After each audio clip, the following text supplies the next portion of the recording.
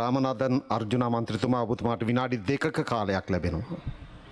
நன்றி எங்களுடைய ரோகிணி குமாரி விஜயரத்ன பாராளுமன்ற உறுப்பினர் அவர்களுக்கு இன்றைய தினம் கிளிநொச்சி பிரதேசத்தில் நாங்கள் பார்த்தோம் என்று சொன்னால் கிளிநொச்சி முல்லைத்தீவு வவுனியா போன்ற பிரதேசங்கள் முற்றிலுமாக இந்த யானை மனிதர்களுடைய மோதலால் பாதிக்கப்பட்டிருக்கிறது. என்னை பொறுத்த வரைக்கும் எனக்கு தெரிந்த வரைக்கும் இன்று வரைக்கும் வடக்கு மாநிலத்திலே ஒரு யானை வேலி கூட இன்றைய தினம் எனக்கு தெரிந்த அளவில் இல்லை.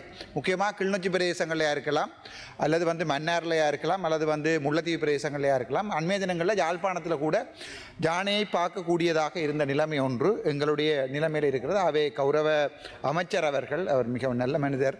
அவை தயவு செய்து யாழ்ப்பாணத்தையும் சற்று சிந்தித்து பாருங்கள், முல்லைத்தீவு வவுனியா மன்னார் போன்ற பகுதிகளையும் சற்று சிந்தித்து பாருங்கள் சொல்லிக்கொண்டு மேலதிகம் ஐயா ஒரு விடயத்தை சொல்லணும். எங்களுடைய நிலையியல் கட்டளை சட்டம் 148 படி பாராளுமன்றத்திலே தற்சமயம் பாராளுமன்றத்திலே அழைக்கப்படுகின்ற விருந்தினர்கள் பாராளுமன்ற உறுப்பினருடன் வருகின்ற போது அவரை வைத்திருக்க வேண்டிய இடம் தொடர்பான முடிவை எடுக்க வேண்டியது பாராளுமன்ற உறுப்பினர். அண்மைய தினம் எனது வலது பக்கத்தில் இருக்கிற கஜேந்திரகுமார் பொன்னம்பலம் அவர்கள் தன்னை விட பாராளுமன்ற தேர்தலை வாக்கக்கூடியதாகவும் நான் ரிசைன் பண்ணுகின்ற போது இன்னும் ஒரு 3 மாதங்களிலே பாராளுமன்ற உறுப்பினர் பதவிக்கு வரப்போகின்ற தங்கை சட்டத்தரணி கௌசல்யா நரேந்திரன் அவர்களை மிகவும் கேவலமான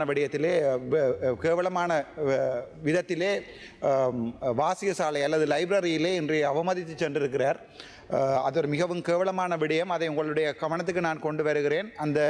அந்த பெண் அடுத்ததாக நான் ரிசைன் பண்ணுகின்ற போது இந்த பாராளுமன்ற உறுப்பினர் கதிரையிலே இதில் இருக்க வேண்டியவர் கௌரவ கஜேந்திரகுமார் பொன்னம்பலத்தை விட அதிகூடிய வாக்குகள் பெற்றவர். அவரை அவமதித்தது போன்று நடந்ததுக்கு நான் மிகவும் கவலைப்படுகிறேன். எப்படியானவர்கள் தான் மேல்கூடிய காலை அவசானாய் அதையும் சொல்லிக்கொண்டு அதை விட மேலதிகமாக முடிக்கிறேன் ஐயா.